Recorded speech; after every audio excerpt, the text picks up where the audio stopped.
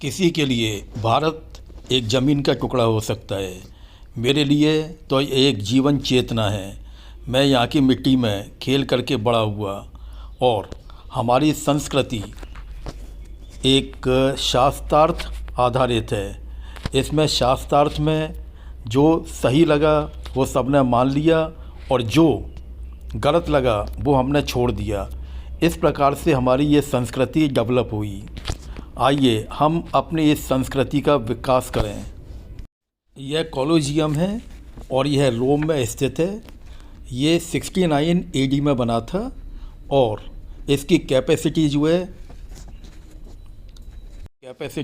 करीब 80,000 लोगों के बैठने के लिए है। रिक्वेस्ट है कि कृपया आप मेरे इस चैनल को सब्सक्राइब करें, जिससे कि मैं भविष्य में भी आपको इसी प्रकार के अन्य वीडियो पेश करता रहूं।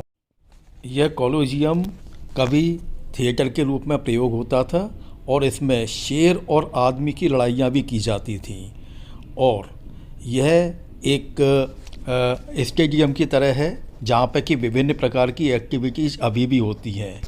कोटा शहर राजस्थान में ये दुनिया के जो 7 वंडर्स जो हैं उनके प्रोटोटाइप तैयार किए हुए हैं और यह चंबल नदी के किनारे किनारे उसकी एक ब्रांच के ऊपर बनाए हुए हैं। करीब 1 किलोमीटर लंबे दायरे में ये बनाया हुआ है और इसमें सभी 7 वंडर्स जो हैं उन सब के रेप्लिका बनाई हुई है।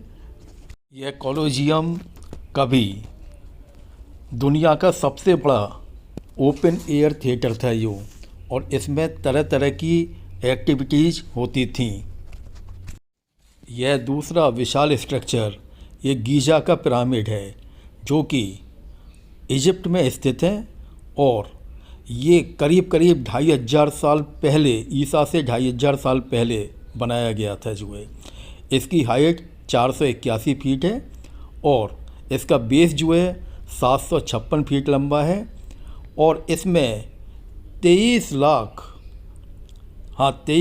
ब्लॉक्स एक के ऊपर एक इस पिरामिड में करीब 60 लाख टन ब्लॉक यूज किए गए हैं जो कि विभिन्न एक के ऊपर एक रखे हुए हैं और ये अत्यंत ही विशाल स्ट्रक्चर है।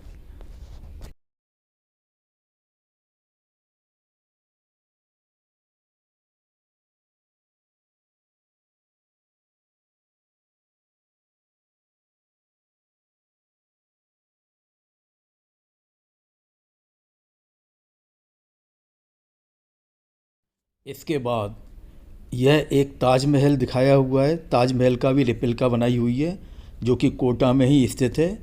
बाकी ये है कि इसमें मेरे को ऐसा सच कोई वंडर वाली बात नहीं लगती है, बल्कि इसके मुकाबले तमिलनाडु में तंजौर में स्थित एक बृहदेश्वर टेम्पल है। ये बृहदेश्वर टेम्पल 11वीं सदी में बनाया गया था और ये आपका चोला प्रथम जो थे उन्होंने बनवाया था। और इस मंदिर की एक बहुत ही महत्वपूर्ण बात यह है कि ये 13 मंजिल तो इसकी हाइट है, 13 मंजिल तो इसके मंजिल बनाई हुई हैं। साथ में ये 66 मीटर ऊंचा मंदिर का टॉप है और इस मंदिर के गुंबद की छाया धरती पर कहीं नहीं पड़ती है। और इसके टॉप पर, एकदम टॉप पर जो है एक 80 टन का सिंगल ब्लॉक रखा हुआ है। सिंगल ब्लॉक और वो भी कार्विंग के साथ में रखा हुआ है। इसका ये शिखर जो है इसके टॉप पर जो है 80 टन का एक पूरी कार्विंग के साथ में, जिसमें कि बड़ी सुंदर कार्विंग की हुई है, वो इसके टॉप पर रखी हुई है। पता नहीं 80 टन के इस सिंगल पीस को कैसे ऊपर पहुंचाया गया होगा, ये सोच करके ही ताज्जुब होता है। जबकि ताजमहल में ऐसी कोई बात नहीं लगती है। सिंपल स्ट्रक्चर है, एक के ऊपर एक स्लैब खड़ी कर दीजिए, ताजमहल भी बनकर तैयार हो जाएगा। इसके बाद इसमें अगला जो वंडर है वो दिखाया हुआ है स्टैच्यू ऑफ लिबर्टी, जो कि न्यूयॉर्क शहर में स्थित है और 151 फीट इसकी हाइट है।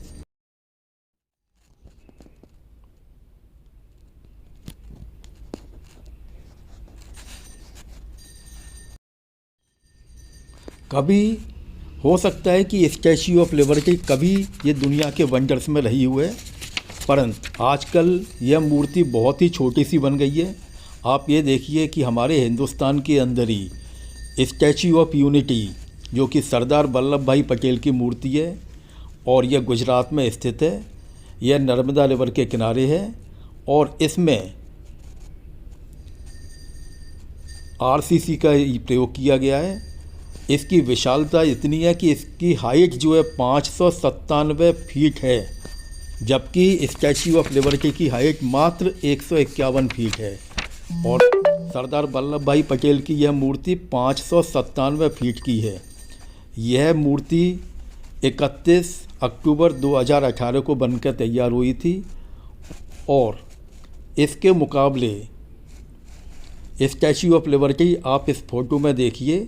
इस फ़ोटो में जो है ये लेफ़्ट से नंबर 4 पर जो है वो मूर्ति स्टैच्यू ऑफ लिबर्टी है और नंबर 1 पर सरदार वल्लभ भाई पटेल की यह मूर्ति है।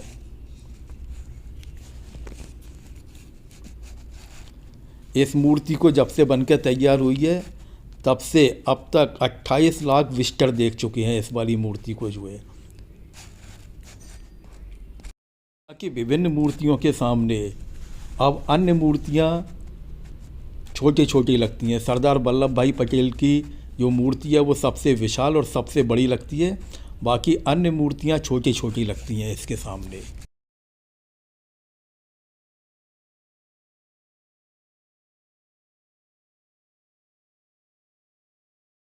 अगला स्ट्रक्चर जो है वो है गीज़ा की leaning tower of Pisa. Leaning tower of Pisa है।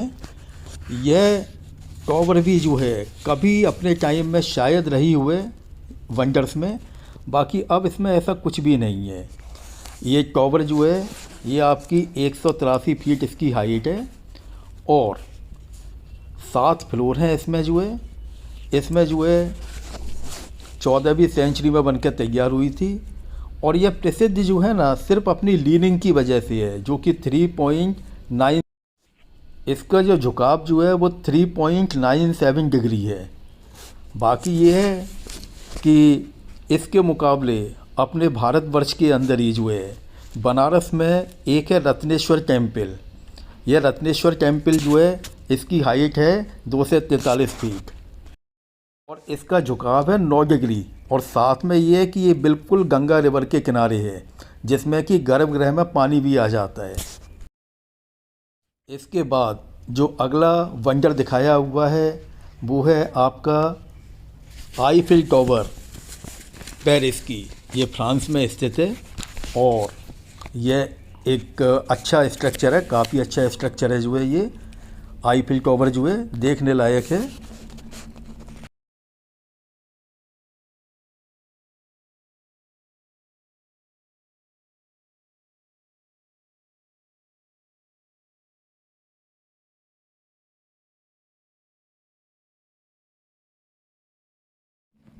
अंत में एक वंडर और है जिसका नाम है क्राइस्ट द रिडीमर। अब ये क्राइस्ट रिडीमर भी देखा जाए तो एक छोटी सी मूर्ति है, कोई ज़्यादा बड़ी मूर्ति भी नहीं है और इस मूर्ति में जो है कभी रही होगी, परंतु अब तो जो है इसके मुकाबले अन्य बहुत विशाल मूर्तियां बनकर तैयार हो गई हैं। क्राइस्ट द रिडीमर जो है ये ब्राज़ील में स्थित है और इसकी हाइट जो है 98 फीट है। चौड़ाई जब दोनों हाथ खोल करके देखते हैं तो ये 92 फीट निकल के आती है और यह 13 अक्टूबर 1931 को बनकर तैयार हुई थी। अगेन स्टैच्यू ऑफ यूनिटी के सामने यह मूर्ति बहुत छोटी सी मूर्ति है, उसके सामने भाई स्टैच्यू ऑफ यूनिटी की हाइट तो बहुत ज़्यादा है, जबकि इसकी क्राइस्ट द रिडीमर की हाइट मात्र